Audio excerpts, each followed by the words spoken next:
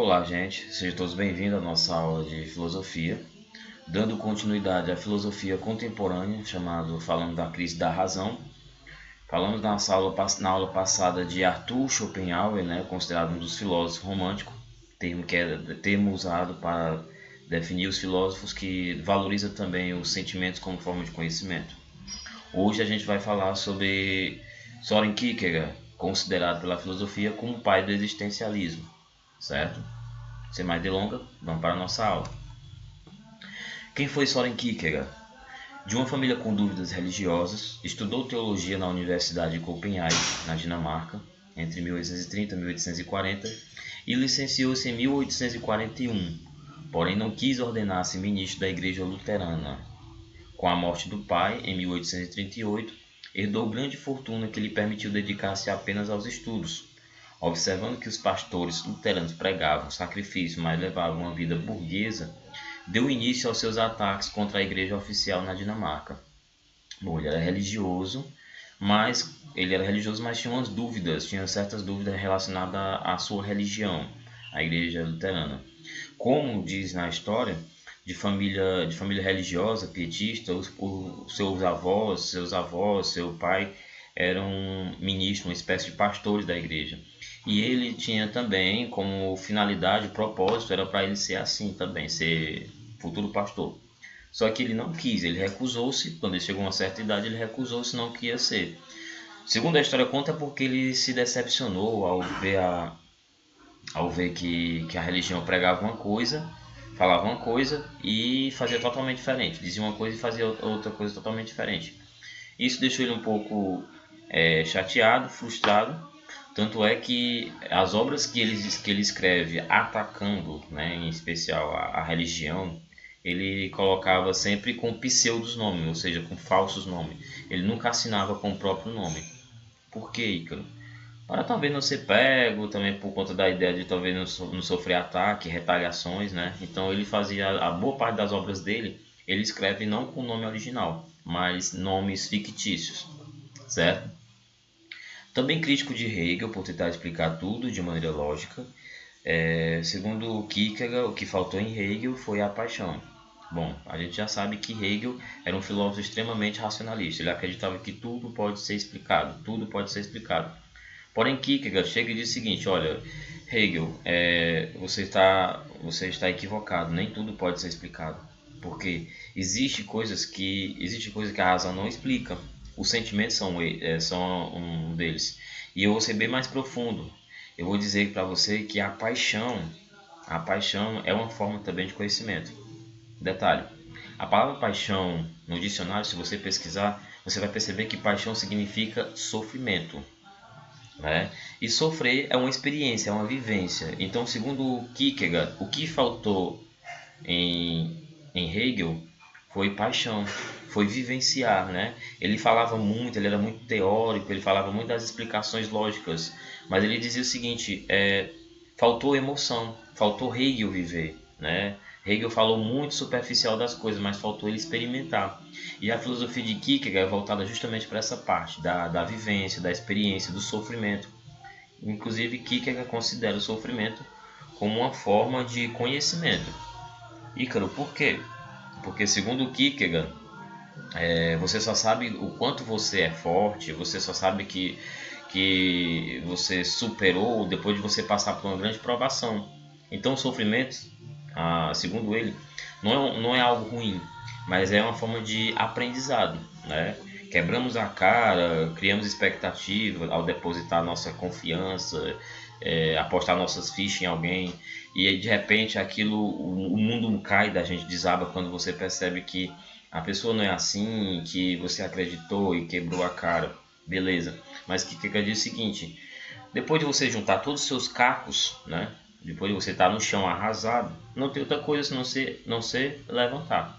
E quando você levantar, ele vai dizer: você já não vai ser mais a mesma pessoa de antes, Ou seja, o sofrimento fez eu crescer, o sofrimento fez eu amadurecer, o sofrimento me tornou mais forte. E é isso que vai ser o foco da filosofia dele.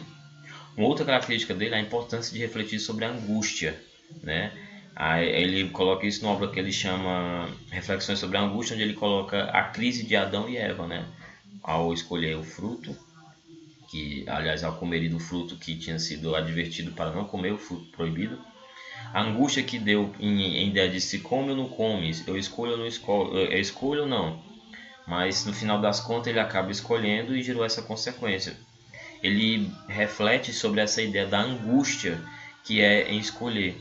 Né? Segundo Kierkegaard, seria melhor se não tivéssemos escolha, não tivéssemos opções, porque não tem coisa pior do que você ser colocado para escolher entre um ou outro. Né? Principais obras, Kierkegaard fez inúmeras obras, né? Mas eu dou destaque para essas três, que geralmente cai muito em vestibular e Enem. A primeira chama-se Migalhas Filosóficas, é onde ele fala da ideia da educação, né? A educação da criança, nos princípios religiosos, o que de fato as crianças precisariam saber. É um livro que ele fala sobre a ideia de como deve ser conduzida a educação. E é daquela educação pietista. Como assim, cara? Educação pietista? É a educação baseada nos princípios cristãos. Né? Ele é um filósofo cristão e ele acredita que a religião ela tem um papel importantíssimo na educação do indivíduo, né? Ajuda a ideia de você aguentar, sofrer e você não entender o sofrimento como um problema, mas sim como uma forma de superação, certo? E aprimoramento. No livro O Conceito de Angústia, que é o que eu falei agora há pouco, ele fala da ideia da crise que deu em Adão e Eva ao receber a ideia do fruto, se eles comiam ou não comiam, e começa a dar aquela crise, pensando nas consequências, na possibilidade, será que eu posso ou não posso? É aquela ideia de ser ou não ser, eis a questão. Né? É a ideia de refletir justamente sobre isso, no papel da escolha. Escolher é muito difícil e às vezes é muito angustiante, porque faz a gente refletir muito. E o outro chamado Temor e Tremor fala da ideia da paixão, da fé. Na verdade, a fé é uma paixão, a fé é um sofrimento também. Por que, Ícaro? A gente vai saber agora há pouco. Nessa obra ele cita o exemplo de Abraão, né? o patriarca da Bíblia, né? Que tem uma tarefa muito difícil, que é sacrificar o próprio filho. É o que a gente vai ver agora. A fé de Abraão. No livro chamado Temor e Tremor, o filósofo cita Abraão, personagem do Antigo Testamento, para explicar o poder da fé. Para obedecer à ordem divina, segundo a Bíblia, Abraão se dispõe a sacrificar o próprio filho. Mas olha só, para Kierkegaard, ele não sacrificou o filho, ele não ia sacrificar o filho porque obedecia a Deus, mas é porque ele tinha fé. Mas Ícaro, não é a mesma coisa? Obedecer e ter fé? Não necessariamente. Porque para Kierkegaard, quando você se dispõe a obedecer, parece uma coisa assim muito forçada, é algo é algo que não é natural. Né? Por exemplo, sua mãe lhe ordena para você limpar a casa. Você só vai sair daqui, você só pode sair de casa quando você limpar a casa, quando você lavar a louça. Né? Eu estou lhe dando uma ordem. Você só vai sair se você fizer isso que eu estou mandando. Você vai e faz, com a cara emburrada, com a cara grande, super chateado. Mas fez. Ali foi uma obediência. Você obedeceu. Obedeceu, mas não foi porque quis necessariamente. Quando se entra a questão da fé, a fé é algo que não necessariamente você está agindo por obediência, mas é porque você acredita. Olha só, a fé ela vai de contra a lógica, né? Porque na linguagem, de um modo geral, da onde que um pai ia sacrificar seu filho, né? Uma coisa absurda, matar o filho, usar o filho como holocausto. E ainda mais Abraão, que já tinha, de acordo com a Bíblia, já tinha rogado a Deus muito por um filho, porque tanto ele quanto sua esposa já eram velhos e naquela época um casal não ter filhos era sinal de vergonha para a tribo, para a comunidade, né? E Deus acatou a ordem dele, dando um filho, né? Onde ele batizou o menino com o nome de Isaac. E Deus, para testá-lo, pede para que ele sacrifique o seu único filho. Aí você imagina, um pai que tanto orou a Deus pedindo um filho, finalmente tem um filho, e de repente, pouco tempo que se passa com esse garoto, já é pedido para ser tirado, né? Para ele tirar a própria vida desse menino. Então ele ia fazer. Mas a pergunta, ele fez por quê? Ele fez porque era obediente? Segundo o Kierkegaard, não, ele fez porque tinha fé. Sim, mas o que é a fé? Bom, segundo ele, a fé é um salto no escuro, você pular no desconhecido. Eu estou pulando aqui um abismo onde eu não vejo, eu só vejo nuvens, eu não consigo ver o que está lá embaixo. Não sei se lá embaixo tem algo macio para me sustentar, se por baixo dessas nuvens tem alguma coisa para me sustentar, ou se é um buraco. E mesmo assim eu me arrisco. Abraão foi mais ou menos nesse mesmo estilo. Ele pulou, ele deu esse salto no escuro, ou seja, ele ia sacrificar o menino, mas não porque acreditava, tinha na ideia da obediência, mas é porque ele tinha esperança, ele acreditava no íntimo dele que algo ia acontecer.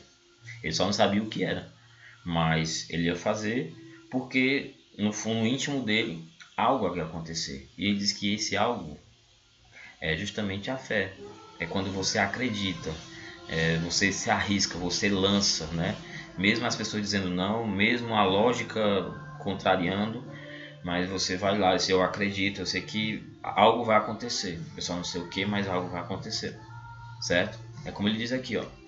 Kierkegaard, ao meditar sobre a fé religiosa como estágio superior da vida espiritual, ele diz que a fé é a mais alta paixão humana.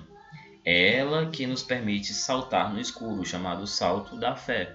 É o você arriscar, apostar todas as suas fichas, né? Mesmo sem saber o que vem pela frente, mas eu fui. É aí onde vai acontecer o chamado milagre, né? De você lançar no desconhecido, ok? Aí eu tenho uma imagem para mostrar mais ou menos o que eu estava falando agora há pouco sobre a ideia da fé de Abraão. A fé como a mais alta forma de paixão. O prego somos nós, né? O martelo representa as provações, os problemas da vida. Embaixo da madeira da fé tem a perseverança, que é insistir, né? E o parafuso que está lá no canto representa as pessoas a olhar você passar por todas as provações, né? É como diz aí, olha, uau, prego, sua cabeça é golpeada demais, né? Pelas provações, pelos problemas, né? E impressionado. E o prego responde, né? Na tranquilidade, no jeito dele. Toda vez que eu sou golpeado, vou mais fundo na madeira. O que ele quer dizer com isso? Ele quer dizer que quanto mais os problemas aparecem, mais forte eu descubro que sou, né? E mais firme eu consigo ficar.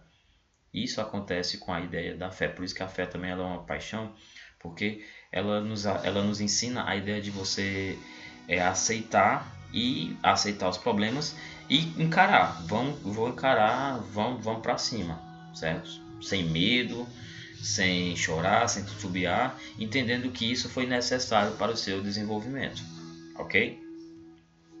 Aqui temos algumas frases de Kierkegaard, né, relacionadas à filosofia dele, né, que é interessantíssimo, onde ele fala aqui, por exemplo, a vida só pode ser compreendida olhando para trás, mas só pode ser vivida olhando para frente. É a ideia de que você pode até ver o que você passou, mas ela só pode, depois que passou, não tem mais o que fazer. O passado é passado.